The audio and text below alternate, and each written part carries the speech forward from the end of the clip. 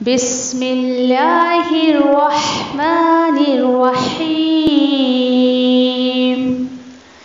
अल-क़ुरआनु हयाती।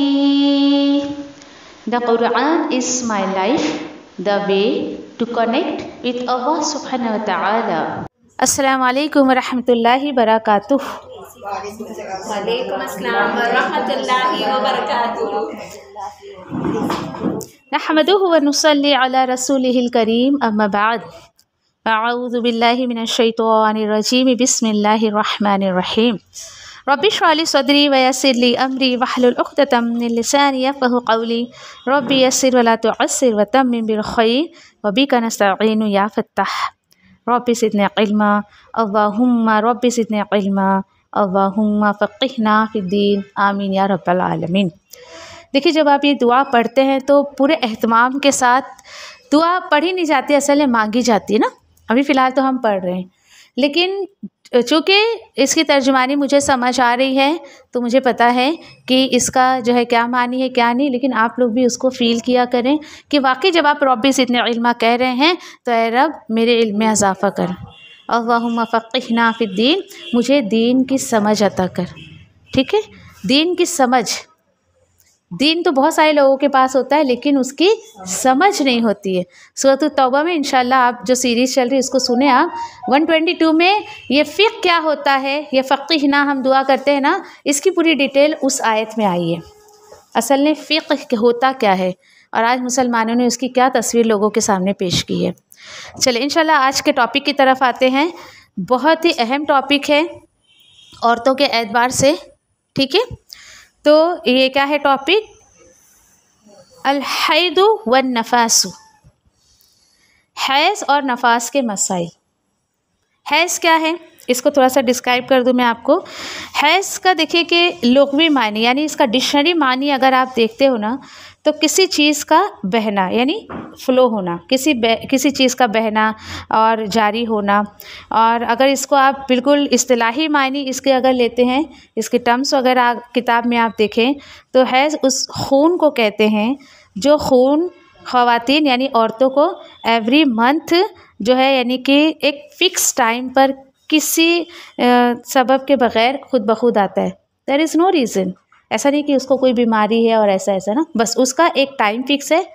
आप अगर इसका मानी देखोगे ना तो ये आपको मिलेगा, वो खून जो एक फ़िक्स टाइम पर एवरी मंथ औरत के जिस्म से जो है वो फ़्लो होता है, निकलता है।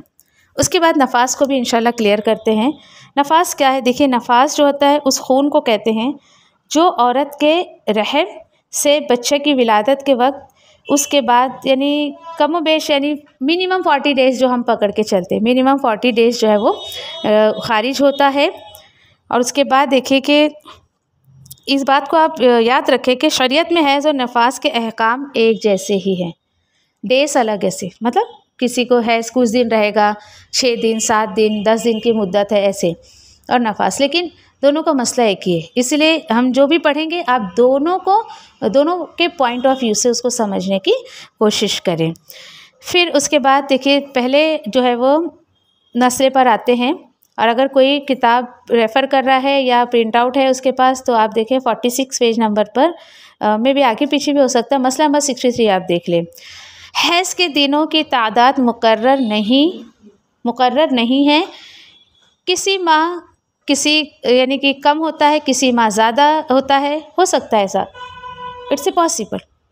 जैसे अगर आप देखें कि मारूफ़ तादाद क्या है, यानी कॉमन बेस पे किसी को 6 दिन रहता है हैज़ यानी जो पीरियड्स होते हैं मंथली, किसी को 7 दिन होता है, किसी को 10 दिन होता है।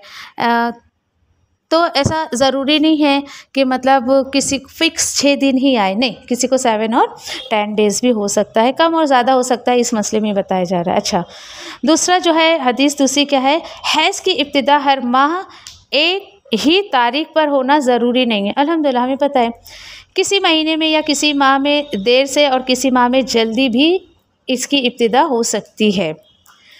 जैसे देखिए कि आप में से जो साइंस स्टूडेंट्स होंगे ना तो दे नो कि स्टूडेंट ये जानते हैं कि औरत का जो यानी कि साइकिल होता है इसका पीरियड्स का वो 28 डेज़ का होता है। ठीक है।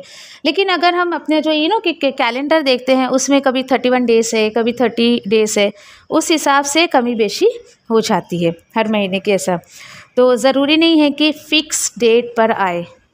तो किसी का अगर नहीं आता है फ़िक्स डेट पर तो परेशान ना हो, ये अल्लाह की तरफ से, इसमें आपका कोई दखल नहीं है। फिर तीसरी इसके जो हदीस है मसला है कि मुद्दत हैज़ हर ख़ातून के लिए अलग अलग होती है। अल्हम्दुलिल्लाह ये भी क्लियर हो गया ना कि एक ही जैसे ऐसे नहीं कि एक औरत को 6 दिन आ रहा है तो सारी औरतों को 6 दिन की ही मुद्दत होगी, नॉट कंपलसरी। हैज़ शुरू होने और ख़त्म होने की जो यानी कि उम्र, आबो हवा और ख़वातीन के हालात, यानी फर्स्ट थिंग उम्र यानी एज, अदर इज़ आबो हवा एटमॉस्फेयर उसका क्या है, और ख़वातीन के हालात यानी उसकी मेंटेलिटी जो है कैसे वो है, कैसा उसका बिहेवियर है, उस पर डिपेंड करता है। पेश नज़र हर मुल्क की मुख्तलिफ होती है, यानी हर डिफरेंट कंट्रीज़ की हर औरत का मिजाज इस तरीके से अलग होता है। एक एक चीज़ को हम देखते हैं। फॉर एग्ज़ाम्पल उम्र के एतबार से हम देखते हैं, पहले किसी की एज कम है, किसी की ज़्यादा है, तो वो हैज़ उसके हिसाब से उसको आएगा, उस हैज़ की मुद्दत उसकी उस हिसाब से होगी, यानी उसका शुरू होना और उसका ख़त्म होना। आबो हवा मतलब क्या है कि जैसे देखें कि उम्र की अगर एक पॉइंट मैं आपको लूँ कि आफ्टर 40 इयर्स जिस्म में कुछ ना कुछ तब्दीलियाँ होती है अल्हम्दुलिल्लाह, ठीक है। हम में से अगर जो 40 क्रॉस कर चुके हैं या 40 के लेवल पे हैं, तो इंशाल्लाह जब आप 40 की एज को पहुँचोगे तो आप ये फील करोगे कि बॉडी में कुछ ना कुछ तब्दीलियाँ जो है वो होती रहती हैं। अच्छा, आबो हवा के हिसाब से ना कि जो जिन मुल्कों में, जिस कंट्रीज़ में गर्म माहौल होता है ना, यानी कि गर्म जो है होते हैं ज़्यादा, तो उनको जो है बॉडी में उसके फ़्लो जो है ज़्यादा होता है, यानी पीरियड्स के फ़्लो में ज़्यादा फ़्लो होता है। और उसके बाद देखिए कि उसी तरीके से जो सर्दी का मौसम होता है तो उनमें कम होता है, यानी ये आबो हवा पे भी डिपेंड करता है। तो एक दूसरे से अपने आप को कंपेयर ना करें, ठीक है, ये इंशाल्लाह एक हमको समझ मिलेगी। फिर उसी के साथ साथ देखें कि अदर थिंग इज़ कि उसके जो हालात है, ख़वातीन के जो हालात है उसका, फॉर एग्ज़ाम्पल जैसे कि जो आप देखिए कि कोई ऐसा मिजाज का होता है ना, ज़्यादा बहुत गुस्सा हो गया या फिर एक गुस्सा वाला मिजाज है, या फिर उसी के साथ साथ देखें कि उसके मुल्क में आसपास का माहौल कैसा है उसका। अगर कोई ऐसी चीज़ें बार बार उसकी नज़र पड़ती है जो उसके जज्बात को भड़काती है, उसके फीलिंग्स को मतलब उभारती है, तो ऐसे लोगों को भी पीरियड्स में बहुत ऐसा मसला होता है कि उसको ज़्यादा होता है। अक्सर देखिए कि जो न्यू एज की बच्चियाँ होती हैं ना, आपके भी घर में बच्चियाँ होंगी ना न्यू एज की, तो शिकायत करती होंगी मुझे फ़्लो बहुत हो रहा है, क्योंकि वो वक्त उनके जज्बात को ऊपर आने का होता है ना, तो इस वजह से। चले इसकी जो है इंशाल्लाह हम ये देख लेते हैं ज़रा हदीस क्या है। हज़रत आयशा रज़ियल्लाहु तआला अन्हा से रिवायत है कि नबी करीम सल्लल्लाहु अलैहि वसल्लम ने फरमाया, जब हैज़ आए तो नमाज छोड़ दो, जब ख़त्म हो जाए तो गुस्ल कर लो और नमाज पढ़ो। इसे निसाई ने रिवायत किया है। अब इस हदीस की रोशनी में अगर आप देखें कि जब हैज़ आए और जब हैज़ ख़त्म हो जाए, ये अल्फाज जो है वो वाज़े किए कर दूँ मैं आपको। क्या है कि ना हैज़ शुरू होने का वक्त मुकर्रर है, इस हदीस से हमें पता चल रहा है। हैज़ आने का भी टाइम फिक्स नहीं है और ख़त्म होने का भी टाइम मुकर्रर नहीं है। हाँ, लेकिन अयाम में हैज़ की मुद्दत फ़िक्स है, मतलब आ गया ना, कितने दिन रहेगा वो फ़िक्स है, समझो। फॉर एग्ज़ाम्पल किसी को मंडे शुरू हुआ, उसके मिजाज में क्या है कि वो 6 दिन सफ़र करती है या 7 दिन सफ़र करती है, ऐसे वो फ़िक्स है। लेकिन कब आएगा और कब जाएगा वो फ़िक्स नहीं रहता है, ये बात मुकर्रर। इसीलिए ऐसे अल्फाज इस्तेमाल किया है ना कि जब शुरू हो हैज़ तो नमाज़ छोड़ दो और जब हैज़ ख़त्म हो जाए तो नमाज़ पढ़ना शुरू कर दो, ठीक है। आगे एक मसला आएगा तो इंशाल्लाह वहाँ पे हम बात करते हैं।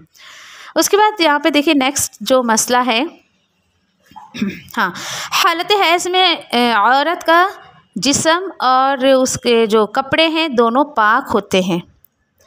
हाइज़ा के हाथ का खाना, हाइज़ा का अपने खाविन का सर धोना, खाविन के सर में कंघी करना, ये सारी चीज़ें जो है यानी कि हाइज़ा का जो है वो झूठा खाना, ये सब जायज़ है,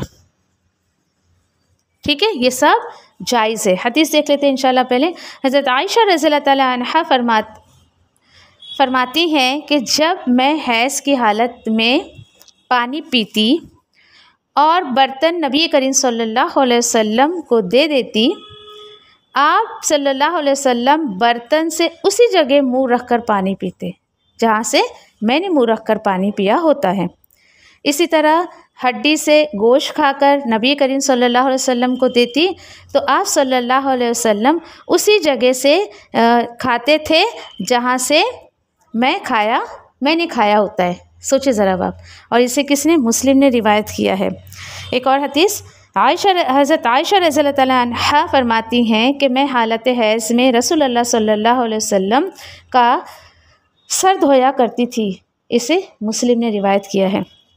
अच्छा, हज़रत आयशा रज़ियल्लाहु तआला अन्हा फरमाती हैं कि रसूलुल्लाह सल्लल्लाहु अलैहि वसल्लम मेरी गोद में तकिया लगाकर कुरान पाक की तिलावत फरमाते, हालांकि मैं हैज़ में होती। इसे मुस्लिम ने रिवायत किया है।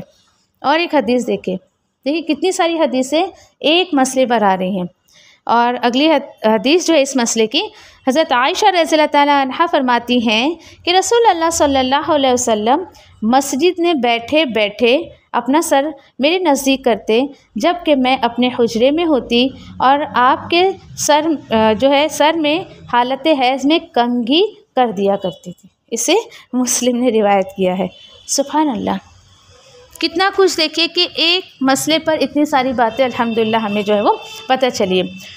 अब देखिए कि क्यों ये बात अल्लाह के रसूल के ज़रिए उम्मत को बतानी ज़रूरी हुई। क्यों? क्योंकि इंशाल्लाह जब आप कुरान का मुताला करेंगे ना तो आपको सूरतुल बकरा में हैज़ के ताल्लुक़ से आयतें मिलेंगी। जो लोग पहली दफ़ा कुरान को समझते ना, बड़ी हैरानी होती है उन्हें। कुरान में पीरियड्स के बारे में, कुरान में, ये हैरानी होती है लोगों को। वो सोचते हैं कुरान मतलब सिर्फ उसमें अल्लाह की बड़ाई होएगी, उसमें तस्बीहात होंगे और बस वजीफ़े की कुछ चीज़ें होंगी। ये लोगों की सोच है। लेकिन अल्हम्दुलिल्लाह सूरतुल बकरा में जब हम पहुंचकर हमने हैज़ के बारे में, वहाँ पर वो अल्लाह सुब्हाना ताला ने आयत क्यों उतारी? क्योंकि देखिए कि आज एक हाइज़ा औरत को समाज में इतना बुरी तरीके से ट्रीट किया जाता है, उसके साथ रवैया इतना बुरा होता है। तो खैर आज की कोई बीमारी नहीं है ये कि गलत रवैया इख्तियार करें। यहूदियों का क्या मामला था पता है? इतना अछूत मानते थे, उसके हाथ से कुछ खाना नहीं, पीना नहीं, इवन एक कमरे में बंद कर देते थे जब तक उसको क्लियर नहीं हो जाती, पाक नहीं हो जाती है। और मतलब बहुत ही बेगाना रवैया इख्तियार करते थे। ये तो हो गई यहूदी कौम। लेकिन नसरानियों ने बिल्कुल इसके अपोजिट किया।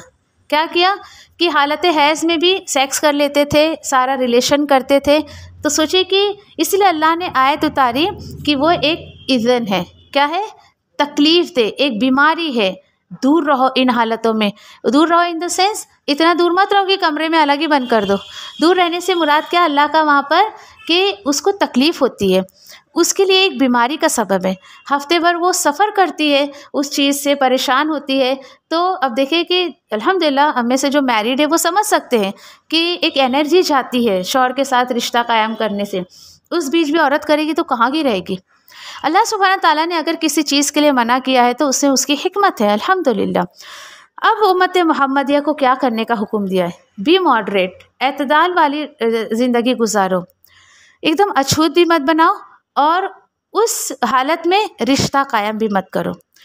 फिर अल्लाह के रसूल के ज़रिए अल्हम्दुलिल्लाह बहुत सारी चीज़ें हमें हस्बैंड वाइफ के ताल्लुक़ से भी सिखाई गई हैं, अल्हम्दुलिल्लाह।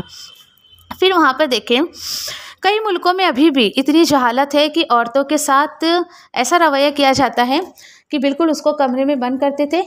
कोई अगर उसको खाना देने आता है, दोपहर का है, रात का है, देकर बंदा ऐसा भागता है कि कहीं वो टच भी ना हो जाए, उसका हाथ भी ना लग जाए।